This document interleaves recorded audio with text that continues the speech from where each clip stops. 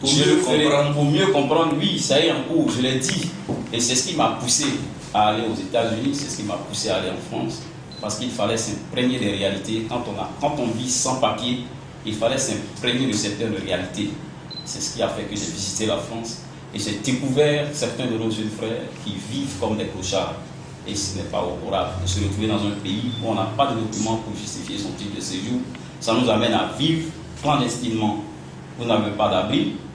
J'aimerais vous parler un peu de la situation de nos frères à Calais. Vous avez tous eu des formations sur la vie de nos frères à Calais. Mais est-ce que c'est honorable? Nous disons non. Et c'est ce qui m'a poussé à effectuer ces voyages. Maintenant, pour ce qui est d'entreprendre le voyage, il est à la fois risqué, ça c'est deux, mais quand tu mènes un combat, il faut s'imprégner des réalités. Et je crois que j'ai eu à parler de cela l'année dernière à mon collaborateur. J'ai dit que nous allons effectuer ce déplacement dans la légalité, mais dans la clandestinité. C'est-à-dire, nous allons de façon légale, on a nos documents sur nous, mais on va s'imprégner.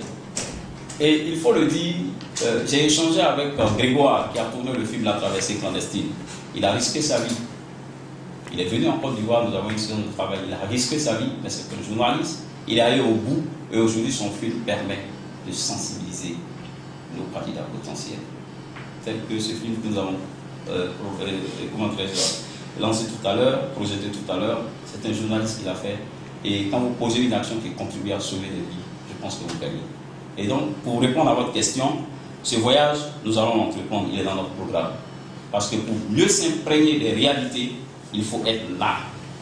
Il faut pouvoir poser des questions. Ben, je sais qu'il faut s'armer financièrement parce que les gens vont vendre leurs informations.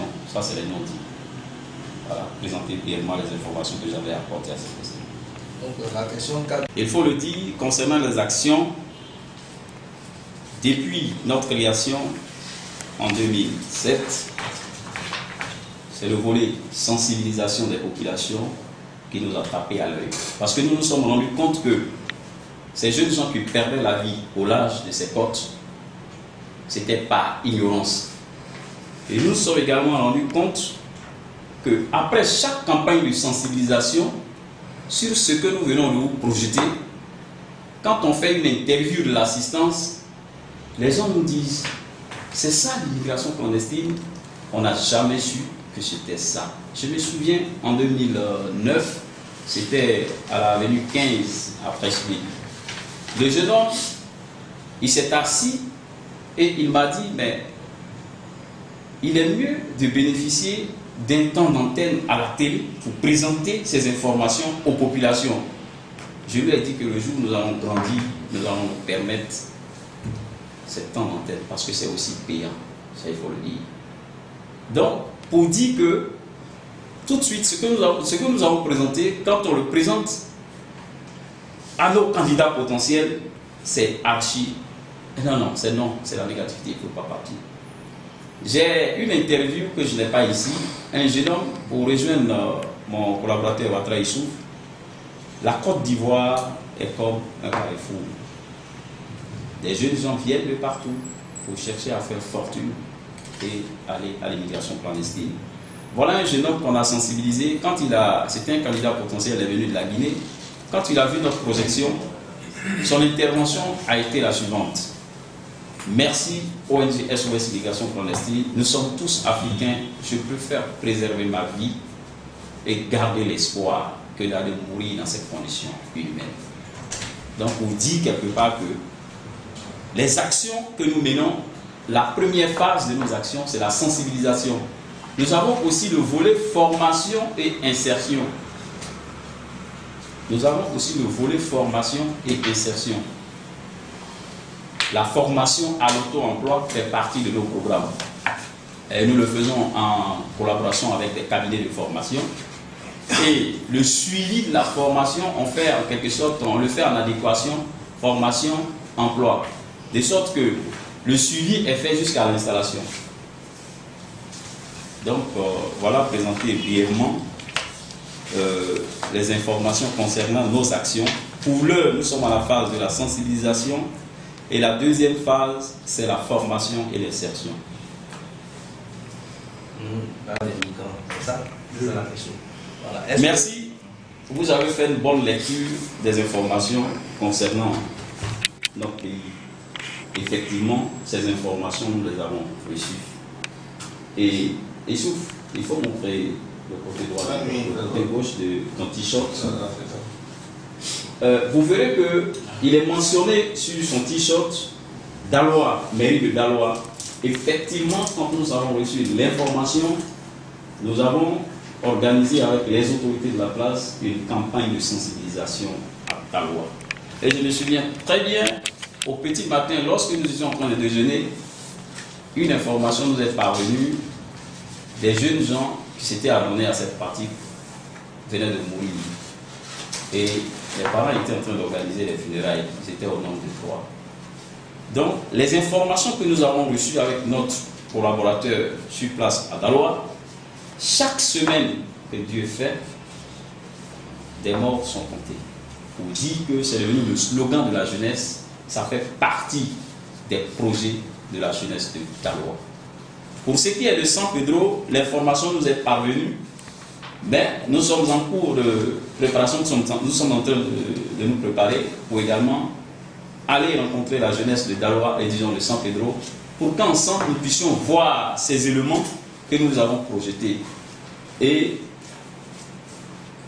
penser aussi à une prise de conscience pour ne plus que ce slogan fasse partie de leur programme, sinon leur projet. Donc, on dit que vous avez fait bonne lecture. Effectivement, San Pedro et Daloa, c'est des zones qui nous ont été signalées. Daloa, nous sommes allés de plus près, en collaboration avec la mairie, organiser une campagne de sensibilisation. Et je crois que la phase suivante, ce serait pour San Pedro. Voilà, présenter brièvement les informations sur ces deux localités. Ok.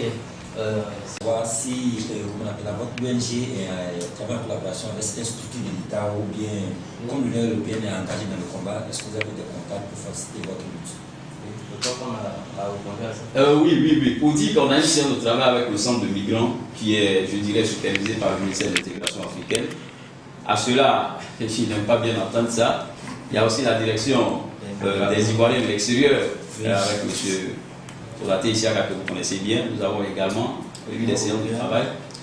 Il y a eu également une délégation de l'Union européenne, la direction de la migration de l'Union européenne qui a eu une séance de travail lors de leur passage ici à Abidjan, au siège de l'Union européenne. Nous avons parlé des questions migratoires, des raisons qui poussaient les jeunes à partir.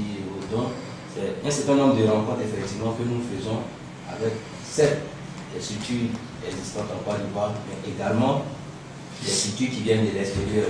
Parce qu'il faut le dire, bon, pour cette question-là, lorsque des structures arrivent de l'extérieur, automatiquement, elles viennent vers nous pour comprendre un peu mieux le fléau. Et aussi une délégation allemande, GIZ. Voilà, GIZ, on a eu une séance de travail.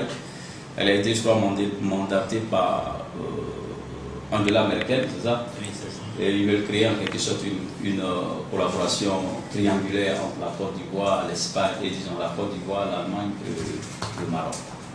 On a eu également des séances de travail avec ces structures. Soit dans le désert, soit dans la forêt, comme on dit, avec l'Union européenne. Est-ce que vous avez des rencontres pour voir si on doit les refouler? Est-ce qu'il n'y a pas lieu de les refouler dans les pays qui de les mettre dans la Oui, ça c'est une quelle action vous menez auprès des individus? Parce que le Maroc est un État, il y a toutes des structures, des institutions qui fonctionnent. Alors, qu'est-ce que vous faites pour les approcher, pour que ces personnes soient traitées ainsi? Voilà. L'État africain, le roi du Maroc était ici, oui. C'est lui-même qui a eu une affaire bannière ici, on lui bâti, il prend une maison. C'est faussement accusé. Oui. C'est faussement accusé.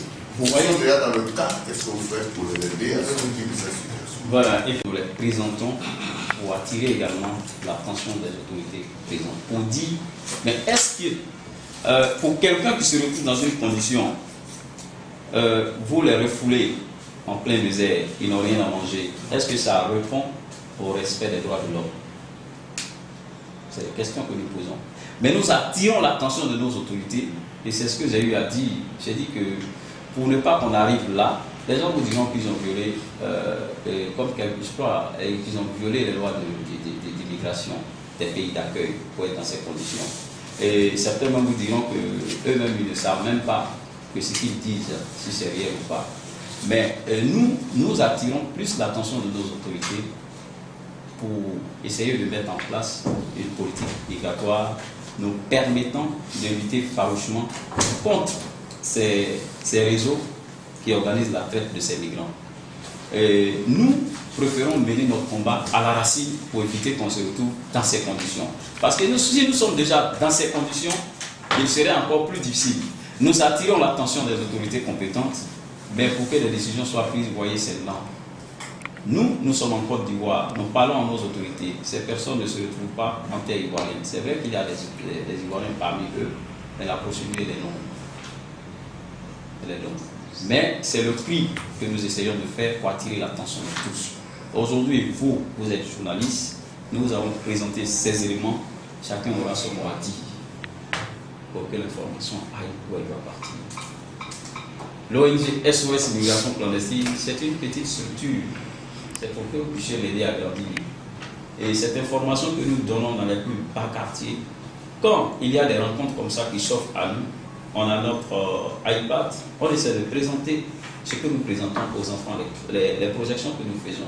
Lorsque nous avons eu la séance de travail avec l'Union européenne, on leur a demandé, j'ai demandé au responsable, je crois le patron de la séance, j'ai dit, mais est-ce que vous avez visité notre site? Il a demandé tout de suite à une de ses collaboratrices s'ils ont vu le site. Elle a dit, mais si vous arrivez sur le site de l'ONG SOS Immigration Clandestine, ce sont ces éléments-là, ces mêmes éléments que nous projetons pour que tout le monde entier voit ce qui se passe et qu'il faut faire quelque chose pour arrêter cela. C'est notre combat. Parce que l'information doit aller au plus haut pour éviter que ces jeunes, c'est vrai qu'ils se sont adonnés à ces pratiques, mais est-ce qu'il faut accepter qu'ils vivent ces conditions dans lesquelles ils sont? Il ne faut pas accepter, parce que ce sont des humains. Parce qu'on a vu les gars de la Syrie. Voilà. Voilà. Il y a eu une mobilisation totale. Voilà. Mais le problème, c'est que c'est ce que nous sommes en train de faire. Vous voyez, depuis longtemps, il y a eu un silence de nos dirigeants. Et moi, je me souviens, j'ai mené toutes les actions pour que la structure étatique s'implique. Je peux dire que je suis en train d'être réjoui parce que, je dirais, ces dernières années en Côte d'Ivoire, le président s'est impliqué. Il a assisté à des rencontres, il a eu à parler de la migration, et je crois que l'État ne s'est pas arrêté là. Ce qui m'a le plus soulagé, c'est l'implication d'un ministère. Et je me suis dit que s'il y a un ministère qui est déjà impliqué, c'est qu'on peut arriver là, c'est-à-dire qu'on peut arriver au point que nous envisageons, en fait. On peut pouvoir atteindre le sommet. Et avec ce ministère, on a eu engagé, ce ministère s'est également engagé dans des campagnes de sensibilisation, nous avons assisté. Donc pour dire que si tous les États, le problème c'est que c'est le silence de nos dirigeants. C'est le silence. Parce que de l'autre côté, vous parlez de Syrie, de l'autre côté, les gens sont unis, les gens ont parlé de suite. Vous voyez, les gens ont une utilisation qu'on a eu à faire avec le ministère dans des quartiers précaires. Mais les gens n'ont pas découvert ces choses. Quand ils ont découvert, mais ils étaient émus. Ils ont dit que mais non, c'est comme ça, les gens meurent et il faut accepter d'aller vivre. C'est comme non. Et je pense que... Je voulais, en fait, par rapport à faire, comme on le dit, on leur a dit effectivement qu'il faudrait trouver des solutions pour ces personnes-là. Parce que ces personnes-là, devant un silence coupable des autorités, ces personnes-là vivent effectivement sur un territoire. Donc on leur a dit qu'il faudrait se pencher effectivement sur ce problème. Ils ont dit qu'ils allaient mettre en place un programme. Ce programme-là va être un programme triangulaire entre l'Allemagne, le Maroc et la Côte d'Ivoire. C'est un carrefour où les jeunes gens viennent travailler, viennent s'enrichir en quelque sorte et entreprendre ces voyages. Également, des réseaux se forment de plus en plus, même effectivement on a parlé de Daloa, de San Pedro, mais de plus en plus il y a Bois-Flé, il y a même le nord de la Côte d'Ivoire. En fait, aujourd'hui, nous découvrons des noyaux un peu partout.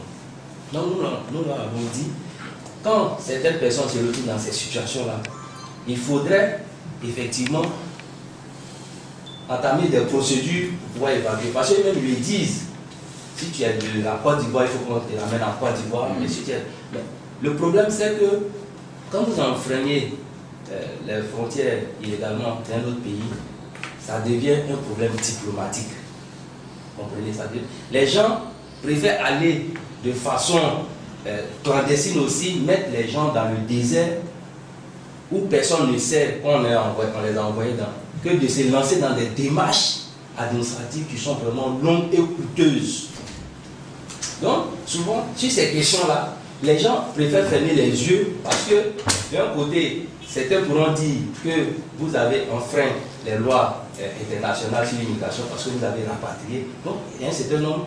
Mais il faut dire aussi que depuis en novembre passé, la Côte d'Ivoire a pu rapatrier certains de leurs ressortissants qui étaient vraiment en difficulté en Libye. Et ça a été salutaire. Donc, c'est-à-dire, ça vous dit que c'est des questions qui sont prises en compte. Donc, comme le président l'a dit, les démarches administratives sont tellement lourdes et tellement contraignantes que souvent les gens se disent que rien n'est fait. Donc, voilà ce que je voulais ajouter là-dessus. Et un dernier élément, des droits de migration du pays d'accueil, vous devez être identifié. Et c'est là la question. Souvent, le bonhomme, il reste muet. Quand on lui pose la question, puisqu'il n'a aucun document sur lui, pour être dans cette embarcation, on te possède de tout. Le bonhomme, il reste muet parce que ses amis lui disent que si tu parles, si tu cites un pays, c'est là-bas qu'on va t'amener. Et donc, les gens, ils restent muets. C'est ce qui fait que souvent, on regarde le pays le plus proche et on les balance. C'est ce que les gens faisaient avant. On regarde le pays le plus proche et on vous déverse là-bas. Chacun sait où il doit partir. Voici l'une des raisons. Voilà. Maintenant, je me souviens encore, paix à son âme, M. Yeo Baba, qui était le directeur qui était le responsable de la DIE à l'ONU, ils sont couchés en plein désert parce qu'ils ont manqué d'eau et de nourriture. Ils n'ont pas pu arriver à leur destination finale et ça les a fauchés, ils sont tous morts. Mais à qui la faute? Donc, si nous mettons le cap sur la sensibilisation, c'est dans un premier temps changer les mentalités. On dit que l'Eldorado, c'est bel et bien chez nous. Je l'ai dit dans mon intervention, on fuit le chômage, alors qu'en Europe, il y a aussi le chômage. Mais pourquoi fuir un chômage pour aller rencontrer un autre chômage? Et quand vous arrivez dans un pays sans pièce, sans justificatif, sans autorisation de fouler le territoire, mais vous allez vivre clandestinement, c'est encore plus difficile. Et j'ai pris l'exemple de Calais. Nos frères qui sont à Calais, ils souffrent. Mais qui va venir en aide? C'est compliqué, vous êtes sur un territoire, vous n'avez pas de documents. Qu'est-ce qu'on fait pour vous? C'est difficile. Donc pour éviter d'être dans ces conditions, nous faisons tout combattre le mal à la racine. Sensibiliser un individu, c'est peut-être sauver une progéniture. C'est ça notre slogan. Ok, on va prendre une question. Merci. Votre action est noble. Merci. C'est une innovation. Faire barrage à ces jeunes gens qui se lancent à la conquête d'un Eldorado qui n'existe même pas. C'est une action noble. Mais, dans vos stratégies d'approche, vous avez choisi sensibilisation, conférences, séminaires, colloques sur l'immigration. Bien, de 2008 à aujourd'hui, vous avez privilégié les sensibilisations. Aujourd'hui, à travers ce film, le film de Lucette, comme vous, c'est un puissant outil de sensibilisation. On va agir sur les affects mentaux, c'est porteur. Mais, et c'est là aussi bon, comme le fait aujourd'hui, pour la presse que nous représentons ici en miniature, voilà, de miser sur la formation. Voilà, parce que c'est à travers vos actions sur le terrain que vous serez appuyé, ce que vous présentez aux bailleurs. Oui. Voilà. Aujourd'hui, ces questions, en tout cas, gouvernent aujourd'hui. J'allais dire qu'il a jeté un coup d'œil dans le programme. Il faut dire que c'est un projet que nous pilotons qui s'intitule la Convention de collaboration avec les leaders religieux, les structures universitaires, des élèves étudiants, également les regroupements de jeunes dans les quartiers, puisque généralement les regroupements de jeunes dans les quartiers, c'est des structures qui ne sont pas reconnues par l'État. L'optique de pérenniser ces actions sur le terrain. Donc on dit que c'est un élément sur lequel nous allons mettre le cap désormais. Merci infiniment pour votre contribution. C'est très important parce qu'il ne s'agit pas de venir sensibiliser et vous tourner le dos. Il faut que le travail continue derrière. Et c'est ce que nous avons essayé de faire un peu à Daloa. On a un élément sur place qui nous représente. Toutefois qu'il y a des questions, une conférence est tenue, je crois, le dimanche 29 à Daloa. Et des éléments, je crois que par mail, on a pu envoyer des éléments pour étayer les dits là-bas, en lieu et place de l'ONG. Donc on dit qu'effectivement, c'est ce que nous essayons de faire avec toutes les communes, avoir une base représentative, de sorte que s'il y a des questions liées à la migration, et aussi les religieux, comme vous l'avez dit, qu'ils puissent nous relayer, faire passer le message, en plus de votre action. Merci. Ok, merci beaucoup. Mais notre souci, c'est que, en plus